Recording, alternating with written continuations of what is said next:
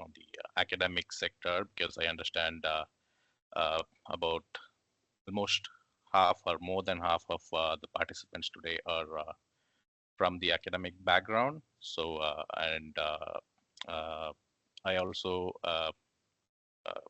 think uh, I think you guys are doing a great job in molding the future generation and uh, molding them towards like uh, for the uh, for the future generation, and also uh, teaching them ethical values, which is becoming more and more important in today's environment. So without much further ado, I'm gonna start with my presentation. I'm gonna share my PT here. Just a moment.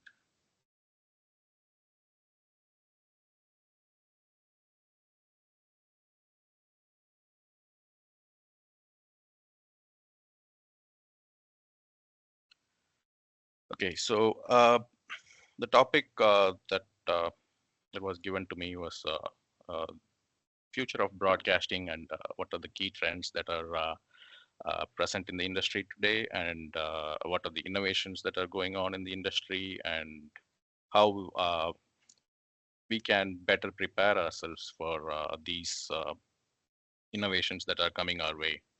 Uh, so I have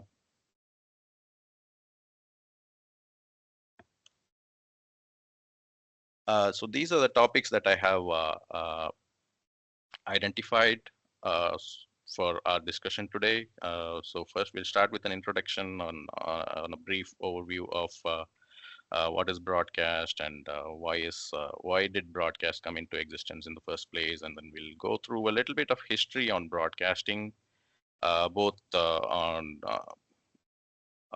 analog and digital fronts. So we'll go through the technological history as well, and how over the course of history, broadcasting has affected communication in the world, and geopolitical environment in the world, and we'll compare that with today's trends, and as the famous saying goes, like history repeats itself. So it's I thought it will be better for us to reflect on history, and see what has happened in the past, and see if those trends are reappearing in our lifetimes.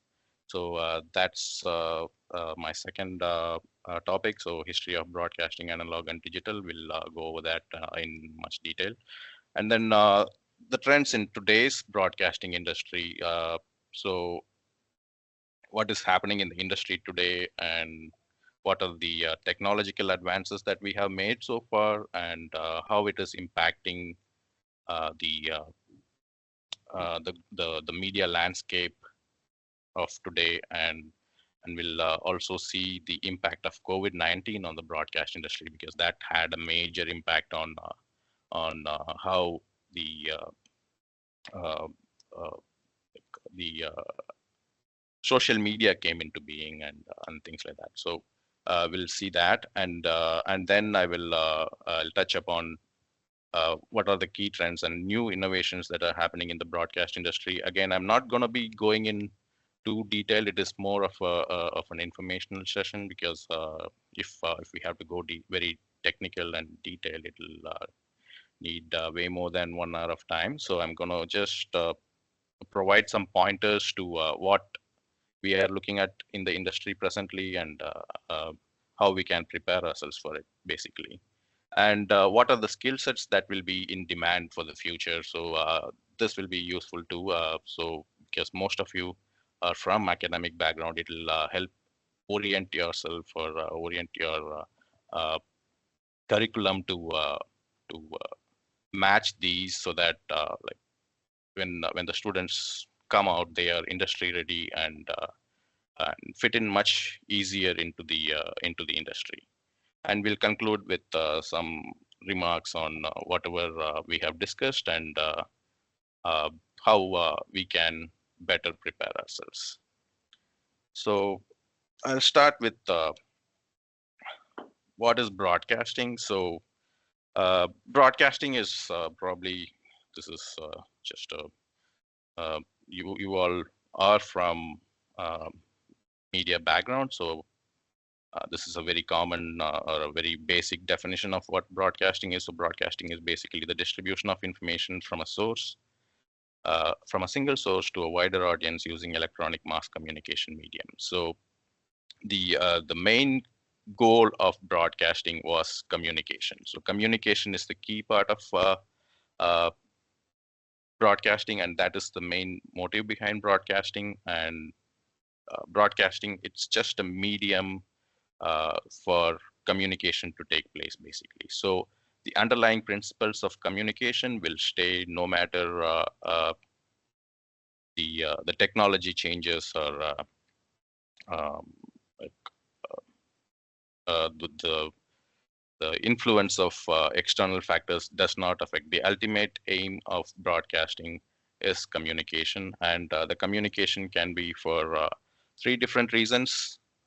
First is to inform the public um, about certain events or any new things that are happening, and just to keep everyone informed of what's going on in the world, basically. So that's the first primary reason. And then the second reason, of course, is to educate people on different things. And the third most important one is the entertainment. So although it seems to be like the entertainment industry is taking over a major part of the broadcasting industry right now. So that's what we are seeing. But initially, when broadcasting was developed, these were the three main key elements that were part of the plan to why broadcasting came into the picture. So a little bit of history on broadcast. So the foundations for broadcasting, it was laid when initially a group of scientists, or like a number of scientists in varying time periods, found this phenomenon called electromagnetism. So they found that there is a direct correlation between electricity and magnetism, and they found there is radio waves all around us at all the times, and we can we can like use this medium for communication. So that was the first foundational block, I would say. So when Maxwell like made put up those equations, that made it much more as a base, so that the future scientists, when they came up with other stuff, they were able to base their inventions on the electromagnetic equations that were put forward by Maxwell. And from 1860s to 1901, there were multiple attempts of trying to use radio waves as a medium of communication.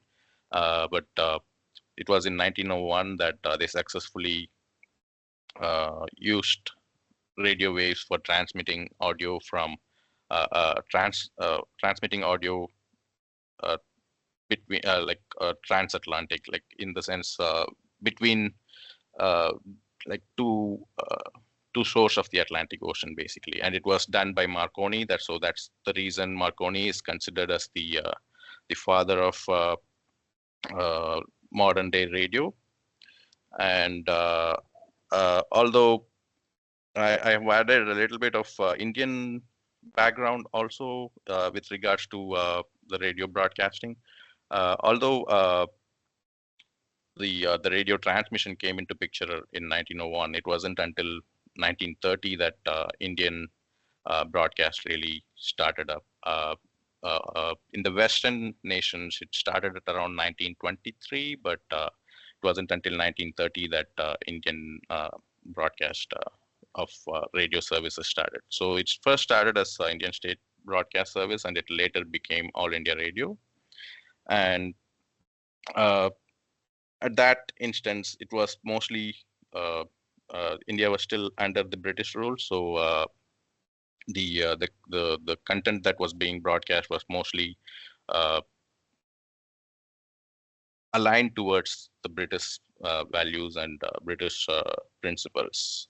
So uh, and and then when World War II started in 1939, radio was used as a medium of propaganda for by by the the nations around the world to influence people's opinion on the war and to instill nationalism and it was basically used as a propaganda medium for passing on the for mass communicating to people about the war and there was a little bit of influence of radio on the Indian independence as well.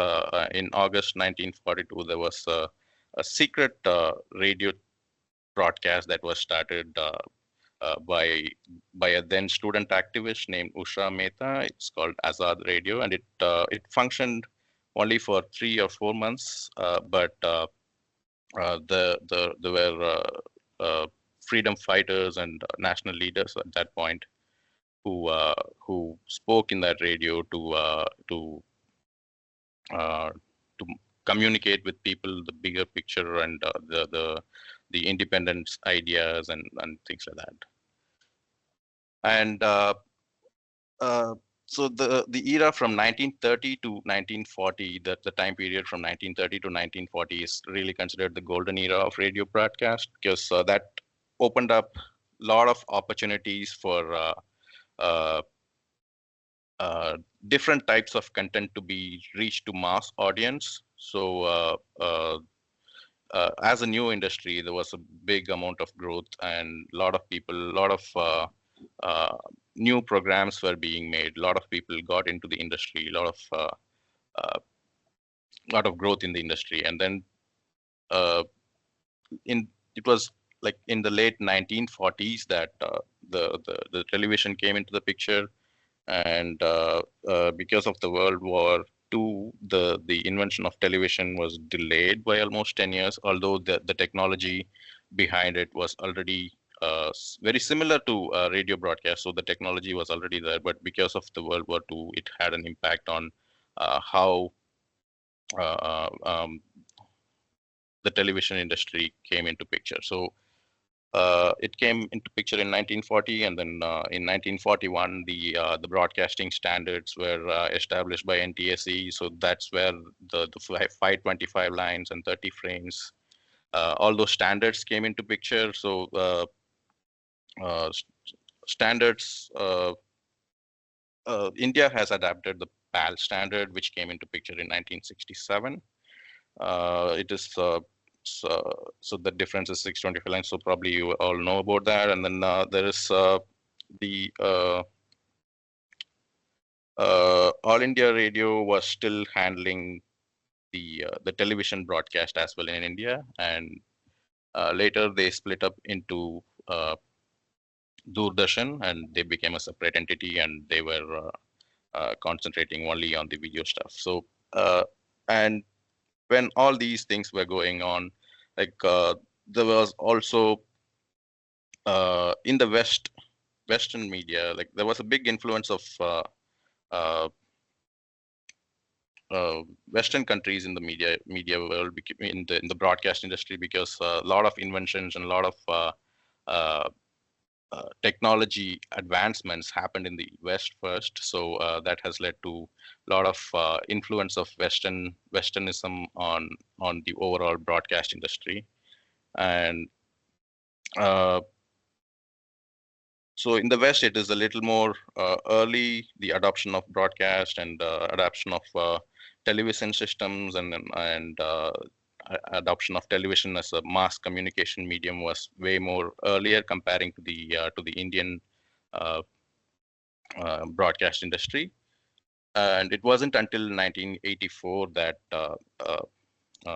was in the year 1984 that finally they decided to add one more channel. So till 1984, there was just one TV channel basically, and it was Doordarshan. And then in 1984, they decided to introduce DD Metro for regional content. So um, and then in 1986 to 1990, cable TV became widespread. That's again because of the limitations that they had with the terrestrial transmission, because they had very limited bandwidth, and the number of channels that they can broadcast over the air was limited greatly uh, by the bandwidth available, and also they had to allocate frequencies for other things like military and other communication. So the bandwidth limitations really push for the development of cable TV system. So cable TV system basically again is providing these broadcasting services through a cable directly into the houses of consumers. So they are that became popular in the 90s, and then in 1991 uh, there was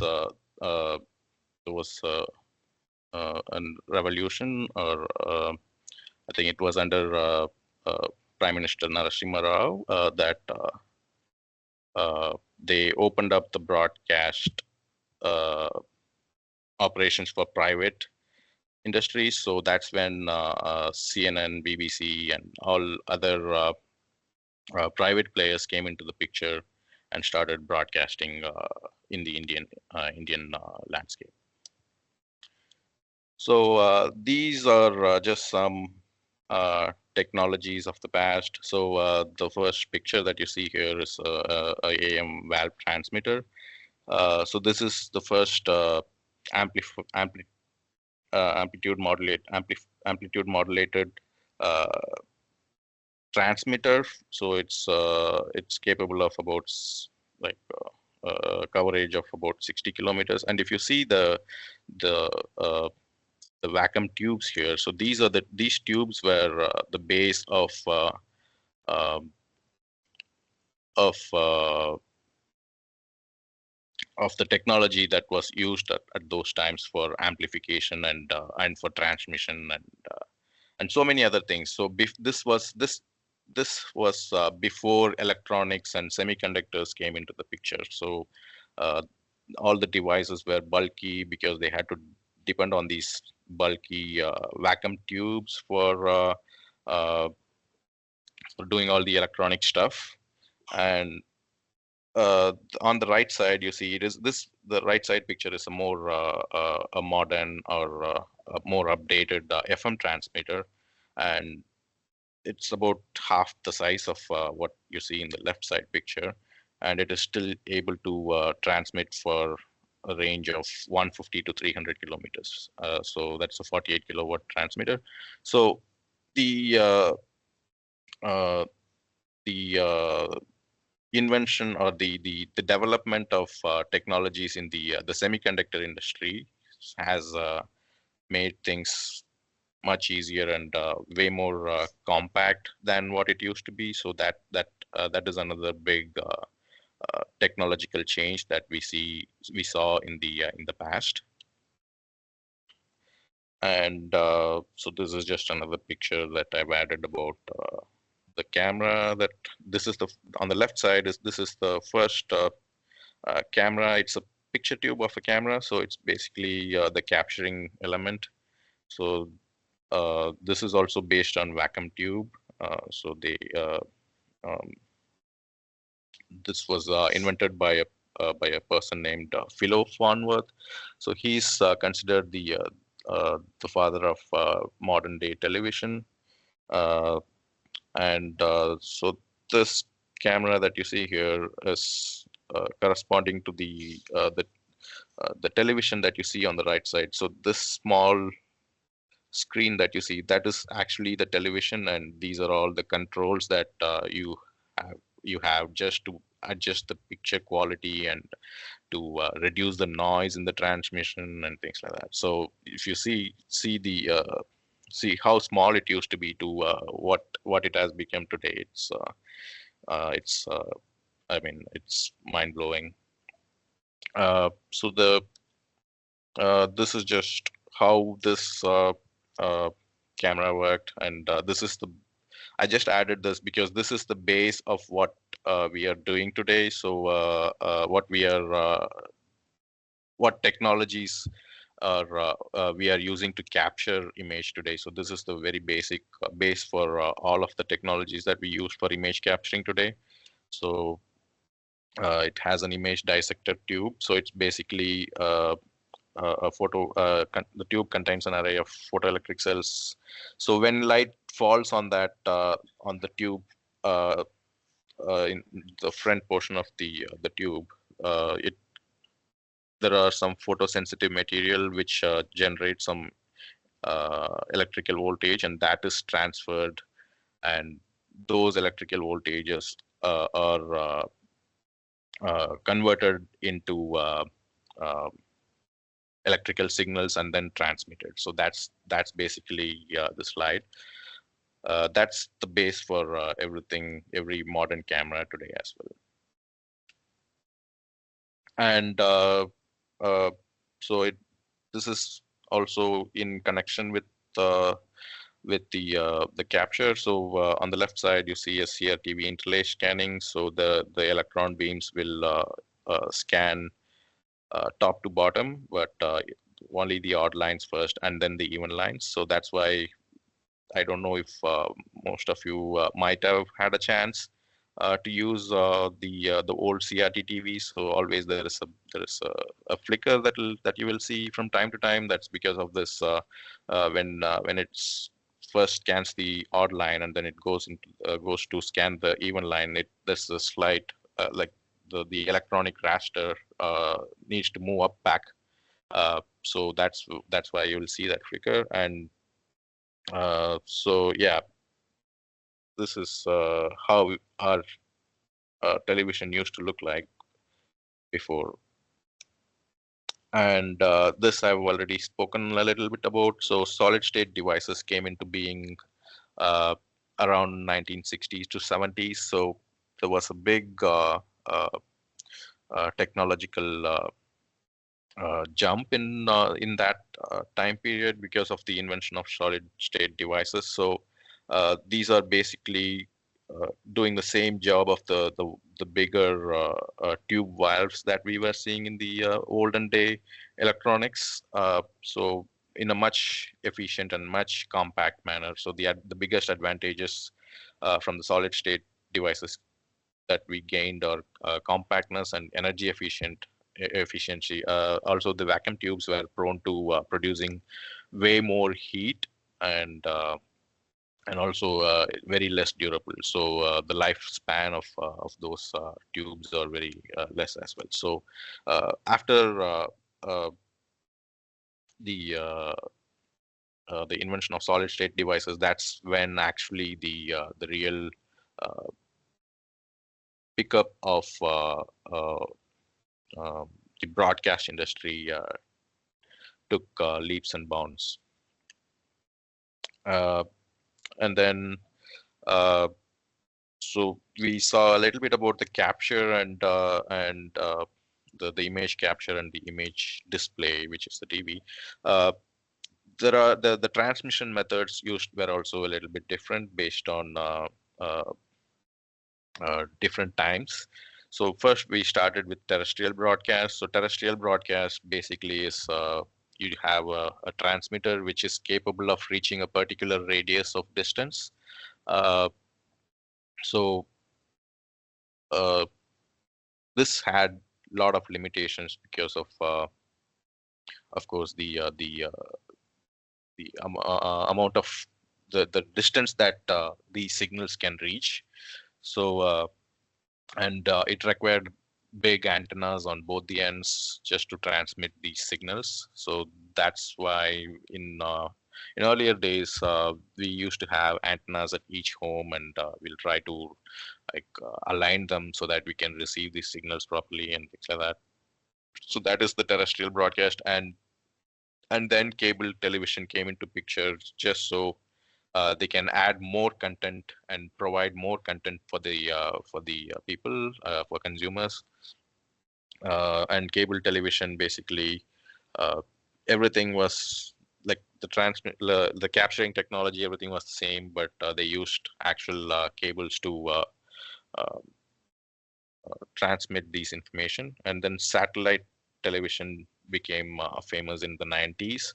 That's when actually we started using satellites for communication. So this all actually adds up. Like if you noticed, from radio to even till this point, like how inventions and technological changes in other industries or other domains of technology are impacting broadcast. So I'm just trying to explain all this because there is like I want to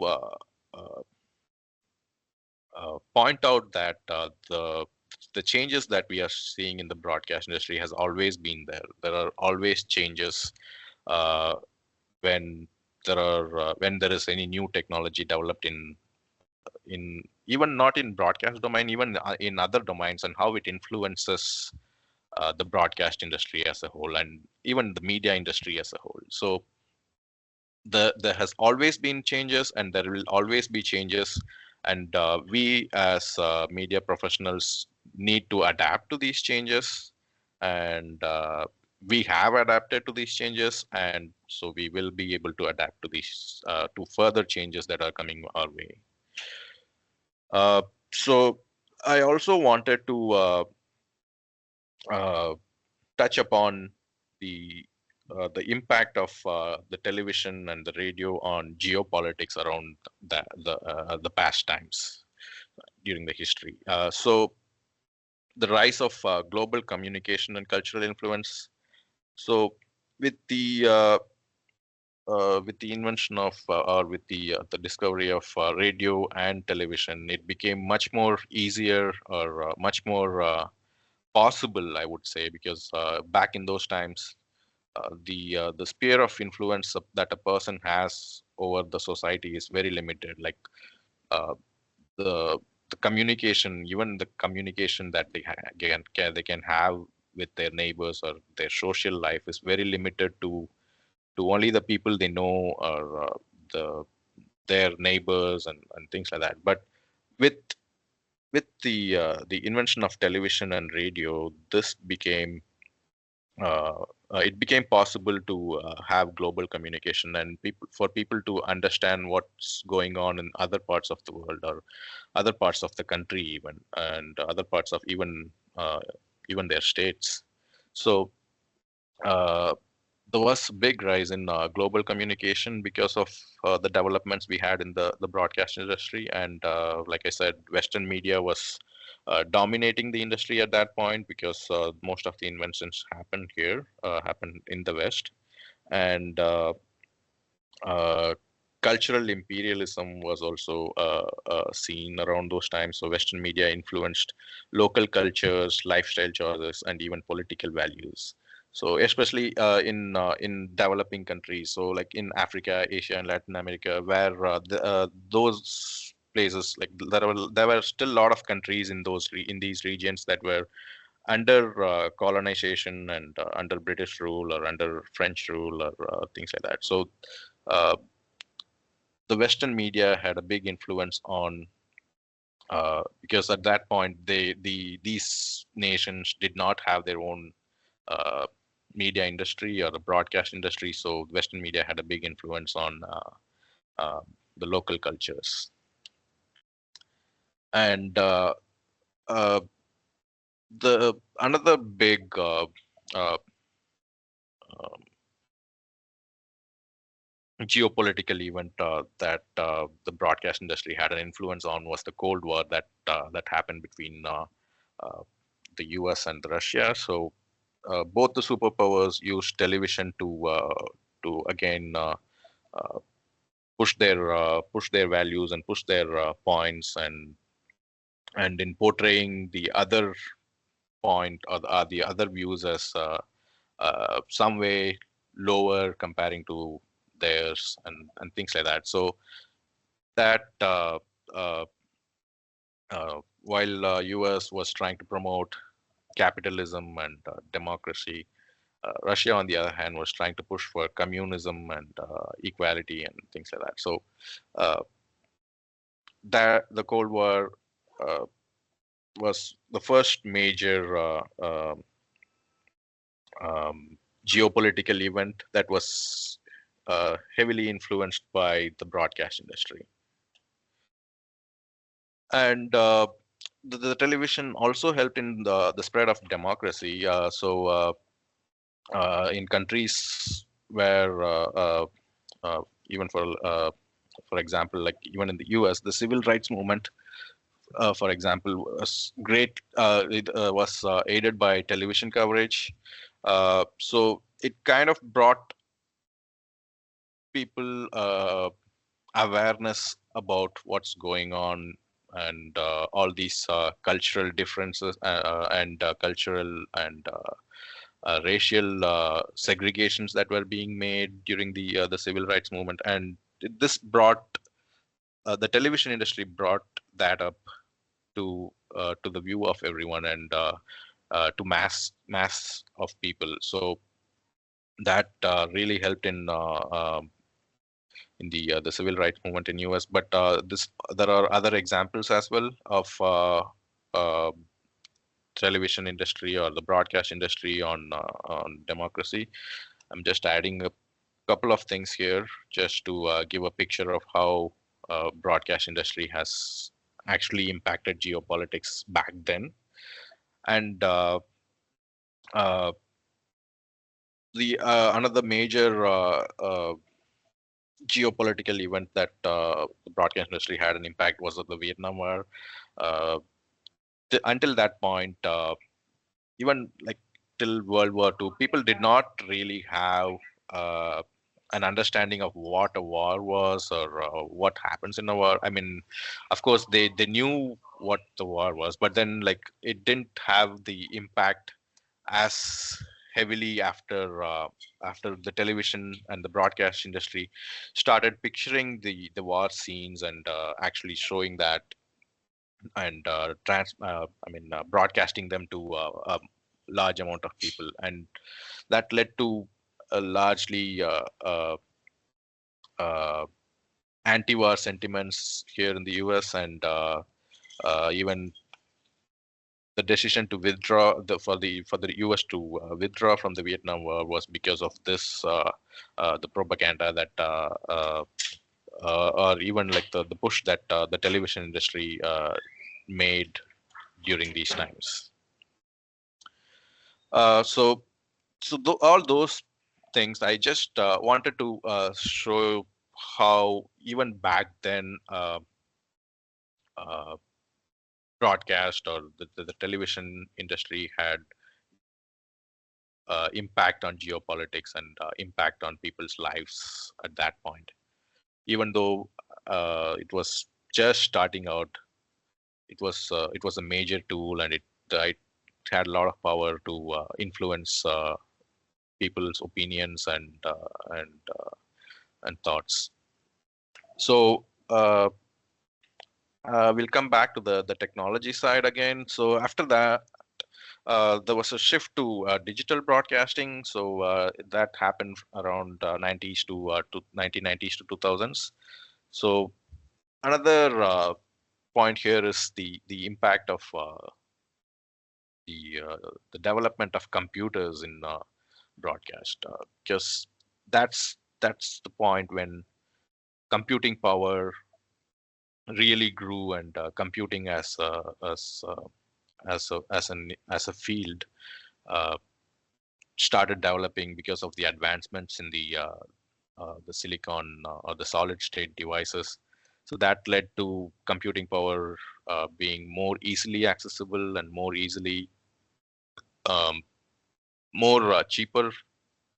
Excuse me, more cheaper and easier to be adopted in other avenues as well. So that's when the shift to digital broadcasting happened. So that's when all um, analog data we had got switched to digital, because there was a lot of limitations on the analog side, mainly because of the limitations of the electrical domain, and also how much of control you can have through electronic devices on the electrical voltage and things like that. So uh, that and then many countries slowly transition from analog to digital television in the early 2000s, and almost all of the countries are out of analog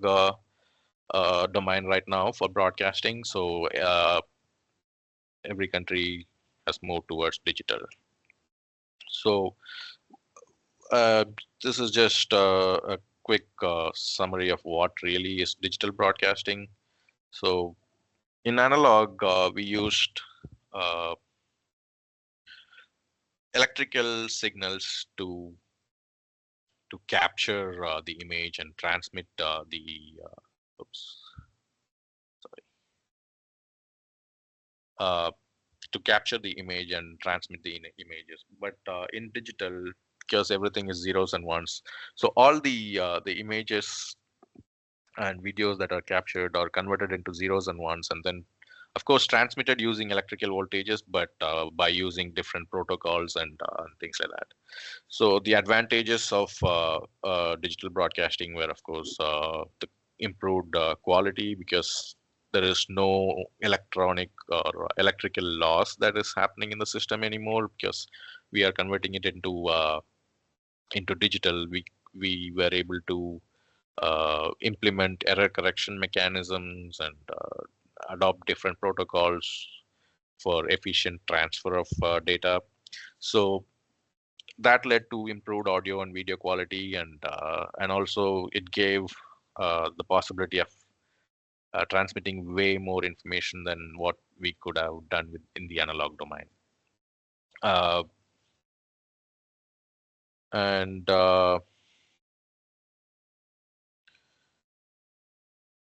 So I've just added a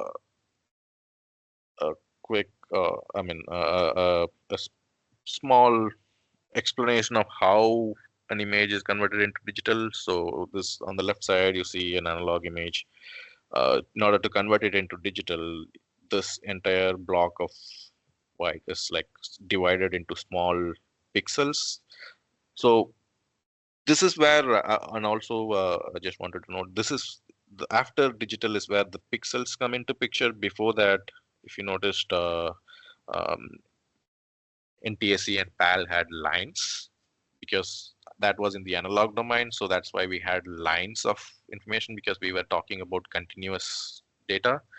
Whereas in digital domain, we have pixels. So this image that you see here is split into smaller pixels, and each pixel's value is recorded. So on the right side picture here, it's a little more clear. So uh, the A picture is the actual image, and then the B picture is just a digital sampling. So these small, the image is entirely divided into like small pixels, and then each pixel's value is recorded as a number. So what you see on the third picture, the C picture here, is what's called pixel quantization. So they assign numbers for each color basically. So if it is fully white, then that is like the maximum possible. So they've used 8-bit quantization here. So it's like 8 bits is 255 uh, different values. So 0 is the lowest possible, and 255 is the highest possible. So 255 is white, considered white, and 0 is considered black. So that's how they sample the image. And when they do it this way, uh, this information is transmitted, and then it is reconstructed on the opposite end. So on the receiver end, it is reconstructed and sent back to the television or the display. One big problem of the digital domain was the amount of data that was being created. Uh, so even for a small image like this, this much of data that's being created, and this is just one picture, right?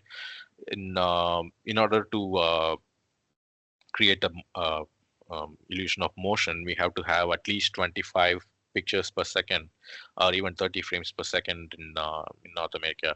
So this led to huge amounts of data being generated. So each picture had to be sampled, and then that each picture has to be sampled, and then like 25 pictures has to be sampled just for a second. So that led to so much of data, and again that was causing a problem of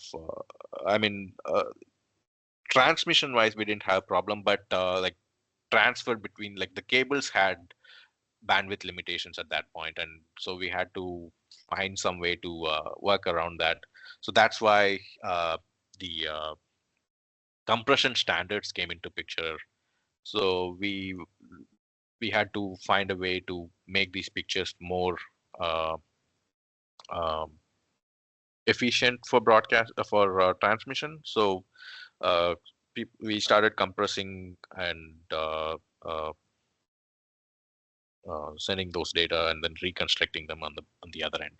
And another big factor is the availability of computing power. So because of the advances in computer technology, processing was like compressing that in the source was possible at that point. So that was taken advantage of. This slide here is just an example uh, of a compression technology called chroma subsampling.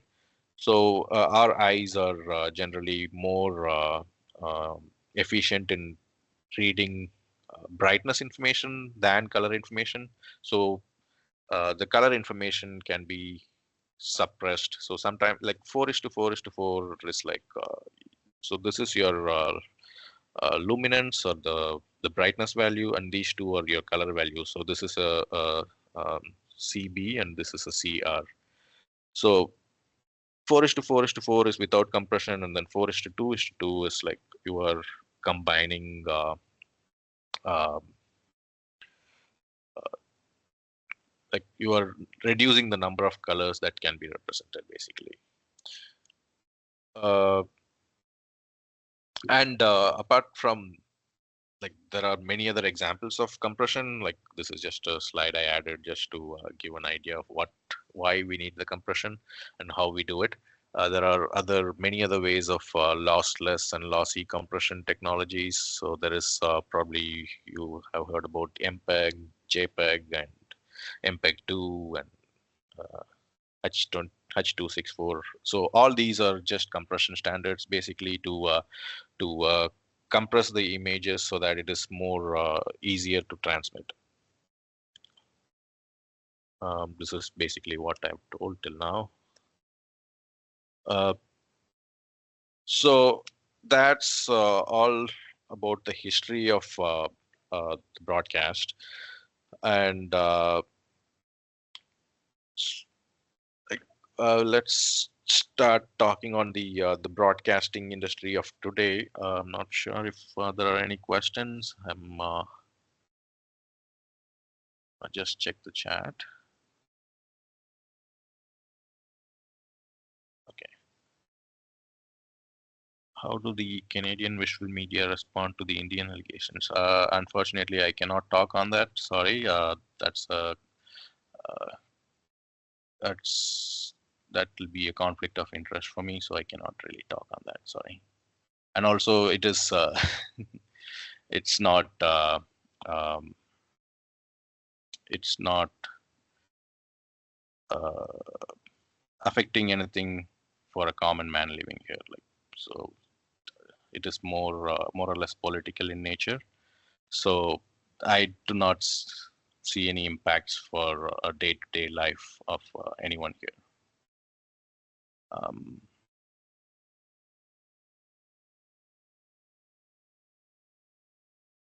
Okay, so the broadcasting industry today it has undergone many changes over the last decades, and the shifting of analog to digital, and the growth of on-demand content has led to a lot of streaming platforms come into picture, and also mobile technology like uh, faster communication technologies like 4G and 5G are uh, also impacting the how information is being broadcast. So uh,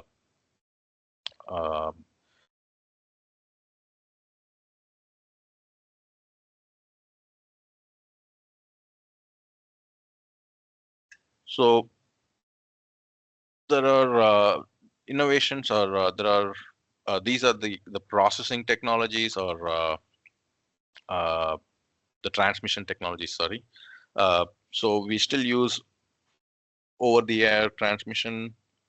Satellite broadcasting again is a big um, transmission medium that we use today. Uh, that's the set-top boxes that you have at your houses. So that's basically using satellite as a medium to transmit and receive information. And IPTV is again becoming a big uh, medium for transport. So IPTV is basically using the internet as a means for transporting and broadcasting information. And then hybrid broadband. This is the combination of combining of the internet as well as the uh, the cable TV in one single package. So both the information is transmitted simultaneously.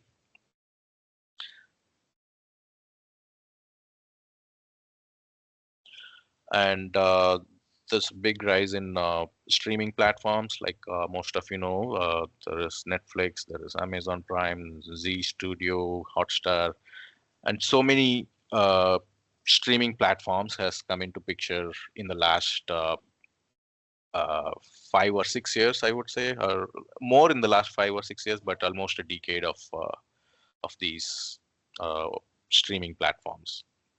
So this has led to the mainstream media uh, uh, lot, lot, this has led to a lot of competition for the mainstream media, and it's impacting how they deliver the content, how their content is created, and things like that. So the main reason for these developments is again advances in computer technologies. So there are faster computers, there's faster internets available everywhere, and there are better ways to authenticate people using blockchain technologies, which are helpful in uh, uh, establishing subscription-based uh, models for the streaming platforms. So uh, the technological advances again here are uh, helping the consumers, like helping address the demand from consumers. So it kind of goes hand in hand with the advances in technology. People's expectations also uh, keep keeps increasing, and people are looking for more immersive or personalized content, and that's where the industry is going to. And another big factor is the rise of social media. Uh, so social media has been around for a while. It's almost, I think, it started around 15, 15 years, 15 to 18 years ago. So when I used to be in college, I think Orkut or Hi-Fi was the first social media platform that I am aware of. At those times, social media platforms were just looked at as an entertainment medium. Basically, it was just to keep in touch with your friends and communicate with your friends. But that is changing dramatically now. Social media is having way more impact on people's lives these days, and people are increasingly relying on social media for getting their news and getting their um, as their main source of information, basically, apart from mainstream media. And one big advantage of social media is people can pick and choose the content that they like, and uh, unlike traditional media, where you are just forced to see whatever they are broadcasting, basically, or distributing. So because of these changes, the mainstream media we see in today's world has gone through a lot of issues and a lot of downturns. So the revenues that they are used to back in the days from advertising and other means are going down drastically. So uh, there is a lot of pressure on the traditional media for keeping up with the social media and the OTT platforms. Uh, so there are the traditional media is also adapting to other ways of delivering content. Like they are also going towards uh, pay per channel and pay per view and things like that, and also adapting to the digital industry. So there are a lot of channels which are using YouTube or their own streaming platforms, and streaming the same content over the internet apart from using the mainstream delivery methods. So that's also increasing. So almost every channels are moving towards digital. The main challenges that it has the in faced in today's broadcast industry is the fragmentation of audience and content. So basically, before before social media and OTT platforms came into picture, mainstream media was the only source of information or entertainment that people had. So it was almost like mainstream media took that as a big advantage, and just they had total control over what people saw and what uh, how and impacting, and how how mainstream media shaped people's thoughts and uh, minds. But that is changing with the introduction of social media and OTT. So audience is getting split. So a lot of people are moving away from mainstream media and going towards social media for their primary source of information. So there's a lot of decline in the trust and credibility, again, basically because of the reasons I said earlier. So a lot of this social media has taken advantage of sorry, the mainstream media had taken advantage of the people because they were the only media available at some point, and so they just pushed whatever uh, propaganda or whatever messages that they really wanted to push. So like, there was a lot of, you could see like a lot of political um, entities or political parties having media channels which are propaganding their principles and ideas, and so because of all this, there's a very big decline in the trust and credibility for mainstream media, and also they are facing economic pressures because of the loss of revenue from advertising now. A lot of TV stations and a uh, a lot of news channels are shutting down or um, cutting down production and cutting down on manpower and things like that. Uh,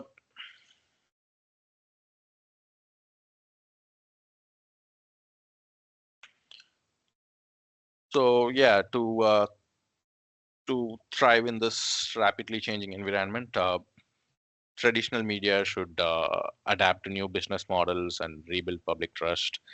Uh, if not, I think it might come to a point that social media and um, and the OTT platforms might entirely take up the mainstream media, and the mainstream media might just get pushed to government uh, organizations and and the the the the benefits that they enjoyed for so long might not be available, and they might even be forced to close. And that's what we are seeing a lot happening here in the uh, North America. And I also wanted to discuss the impact of COVID-19 in the broadcast industry. So this had a very big impact in the broadcast industry and the mainstream media. So the pandemic, when it happened, it disrupted a lot of business and a lot of businesses were shut down or disrupted, and they could not function. But it actually accelerated the push for uh, digital transformation. So there was a lot of uh, uh, developments that happened when digitally, like in the digital domain or in the digital industry, I would say, when the pandemic happened, because everyone was forced to work from home and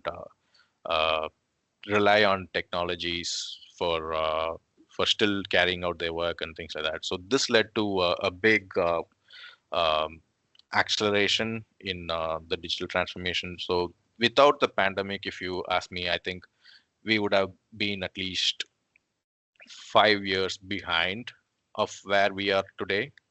So COVID definitely had a big impact on how fast we adapted these digital transformation.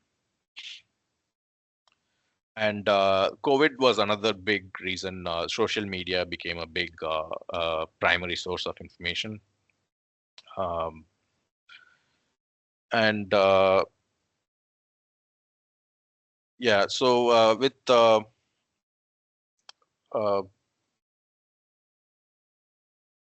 after the pandemic, people, our governments are realizing that um, the social media has to be better um, regulated, because there are currently no regulations, and no one anticipated that social media would grow at this pace and become much more powerful than mainstream media, or at least not in the short term, I would say. People were knowing that at some point social media will take over, but they did not anticipate. And so when the COVID pandemic hit, it really accelerated the growth of social media. And now governments across the globe are working on legislations to regulate social media content. And the biggest uh, uh, impact that it has had is on all the elections that has happened in this year in various countries. I think this year was like the year of elections. Like there are 64 countries or something like that which had elections, and the impact of social media on these elections has been very great. And political parties and governments are realizing that the social media is uh, growing in power, so they are looking to create legislations and make it fair for everyone in the broadcast industry. And on key trends and innovation, so the trends and the latest innovations that are happening in the industry right now.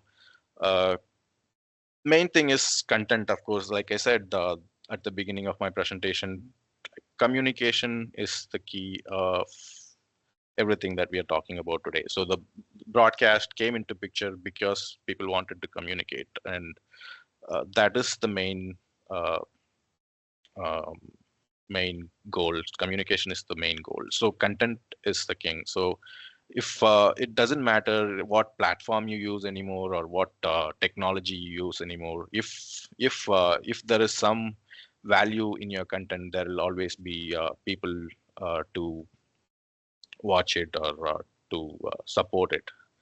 So advancements again, this is again something we discussed already. So advancements in technology have leveled the playing field for common man. So what used to be once a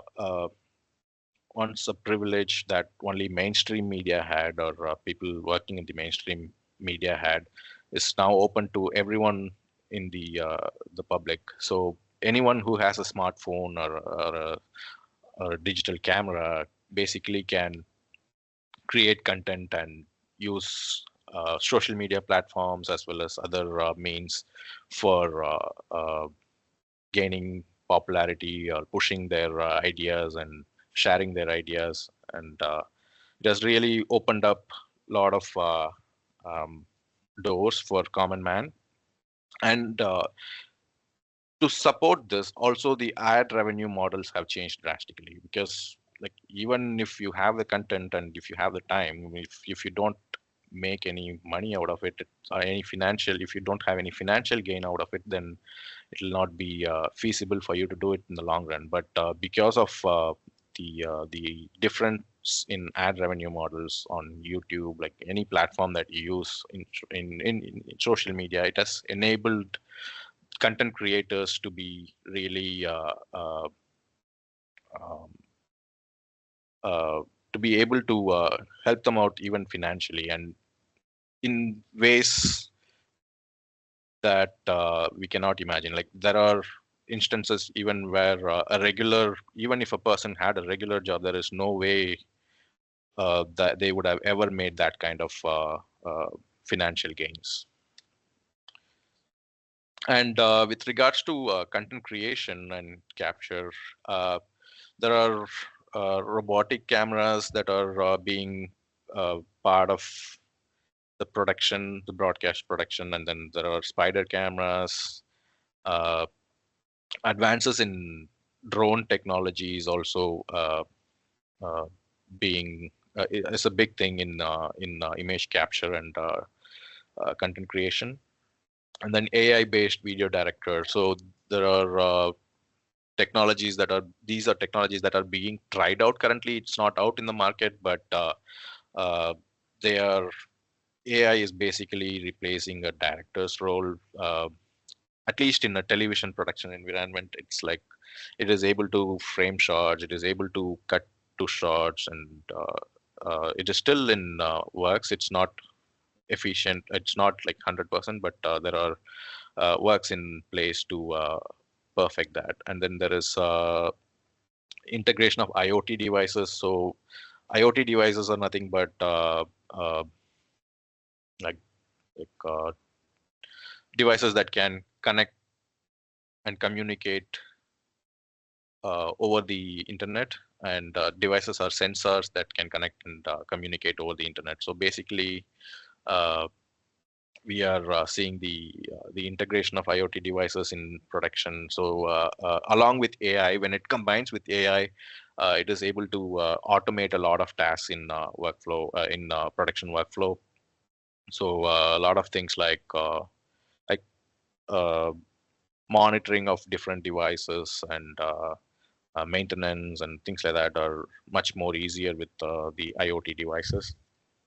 And cloud integration also is a big uh, part of the recent developments that are happening. So uh, again, this is another bigger impact of COVID, I would say. Before COVID, yes, organizations used cloud platforms for various things, for data storage, and software companies used to use it even for their production of software and like a common working platform. But after the pandemic, I see there's a lot of adoption of cloud strategies on even uh, broadcast domain. So people are relying on Amazon AWS Media or Azure, right, Azure Media um, for capturing and delivering content to people. Immersive video and audio technologies are also becoming a big uh, advances. So there is a lot of work being done on VR and AR. There's a lot of work done on creating immersive content for people, and that's, I think it's gonna go up.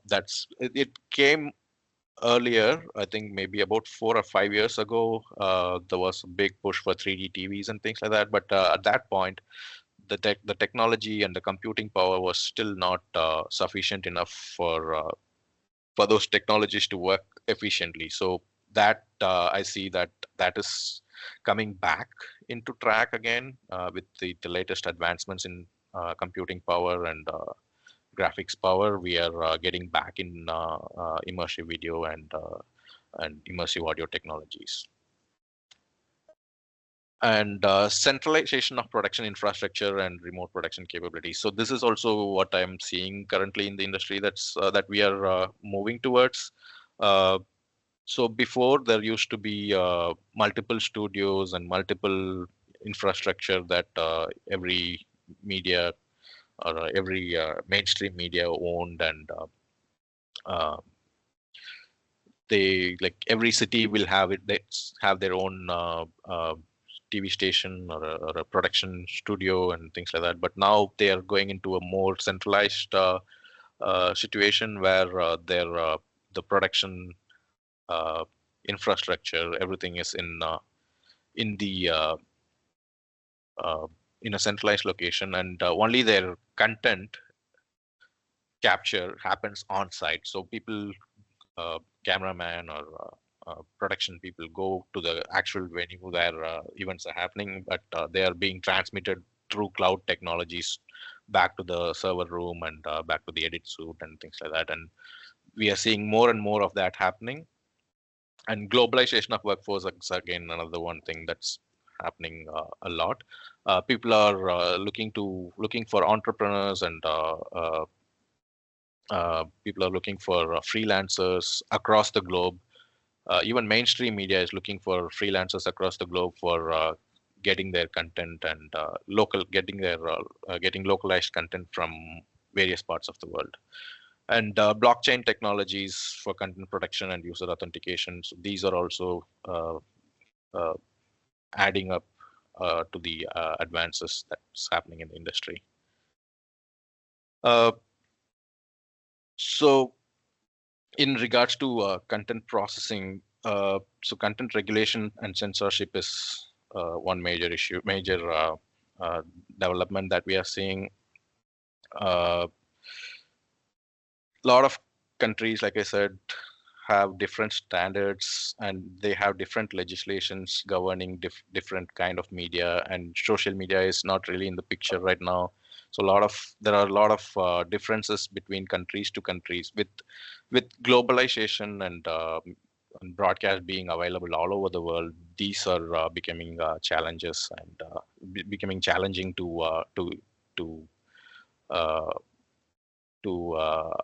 uphold or to adhere to the local rules and regulations of that country. And in terms of content processing, also we are seeing a big migration of all the broadcast production workflows to SMT 2110, which is an IP-based video transport. So this is again this is mostly just for bigger studios. It will not impact any social media or other OTT platforms or anything like that. It is just mainstream media that is currently moving to SMT 2110, which is an IP-based standard. So they are switching their platforms to this because of the rise in need for 4K content and 8K content and things like that. So the platform that we currently have does not have the capacity, or it is not efficient to use the current technologies to cater to these needs. So we see there is a big migration of the mainstream media to SMT 2110, and SDN based IP networks also are becoming part of the production. So a lot of corporates and a lot of companies are starting to converge or merge both the mainstream internet and our mainstream networking and and media networks. So before, it used to be like a lot of companies used to have media networks separately and then their official or the office network separately. But we are seeing that that is changing, and there is also a big addition of the software-defined networking part that's happening. So um, there's a lot of automation and AI in the software-defined networking part as well. So that is also impacting how uh, production workflows are created, and architecturally how we are designing systems, and how data protection and data leakage is prevented, and things like that are becoming more and more important. And adoption to digital platforms is another thing. Like I said, all channels are going towards streaming platforms, or making their own streams on YouTube and things like that. And there are AI powered automation tools for editing. So editing, replay, and things like that. Like there are a lot of changes that are happening based on AI, but still AI is still relatively new in the picture, and we have still not adopted completely uh, AI based technologies in our production workflows. We are still seeing and using technologies that we have known for years, but in the future, I see that that's where we are going. But it's not going to be too quick, because there is a lot of um, lack of data and lack of um, media specific AI development that is happening. So it would take a little bit of time, but definitely we are going there. For skills for future, I think these are the three main skills. I didn't want to add a lot of things and overwhelm people uh, uh, people with a lot of things.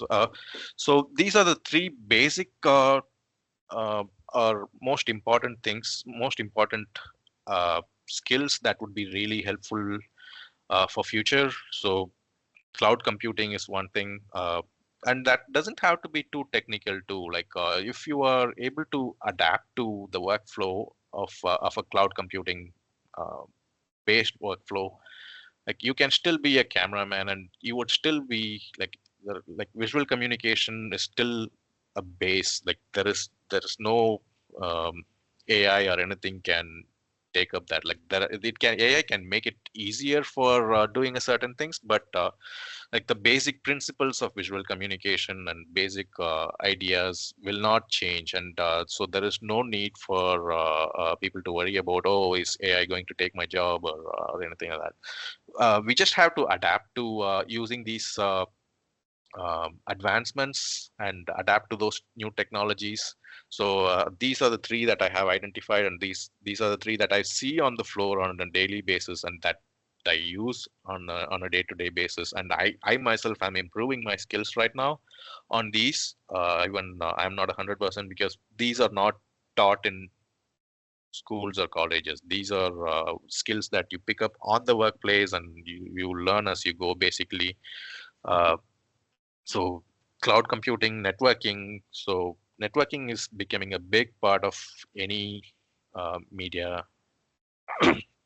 um, media implementation. So definitely this would help in networking skills would help in establishing or communicating better to the network engineers on what requirements that are specific to AV that you are looking for. So again, there's a just not networking skills, but networking skills specific to AV. What things are there? So if students are trained on them on those, uh, that would really help them in landing uh, and landing in the industry, a job, or a career. So, and legal, ethical, and regulatory knowledge, that is also a big part of big skill that would be really looked for in the coming future, because a lot of governments are in the process of regulating social media and things like that. So there'll be a big demand from organizations and even social media content creators. Like they might they might be forced to hire people to take care of this, because with the way that social media is growing, I think the uh, social like the social media, like the content creators in social media would be forced to recruit people for doing these jobs, because they will not be able to handle all of this as a single person. So this is what I'm seeing, and in conclusion, yeah. So it is, the broadcast industry is really changing very, very fast in the recent times. Although, like it initially came out in 40s, so from 40s to almost 2000s, there was very little or very slow growth. But in the last 10 to 15 years, it has grown dramatically fast, and that's what I'm seeing, at least. And one skill set or one thing that is going to be always there is adapting. So students should really be able to adapt to any kind of changes, and they should be open to learn, and then there will be no problem for, if they are able to do that, then there'll be no problem for them, and they don't have to really worry about all these technological changes, because like I said, even like we saw in the history, there were changes, there were technological changes there, but communication is the key of all of this. So communication will always be there, and as long as communication is there, I think there will always be need for media professionals. So I think that's my presentation.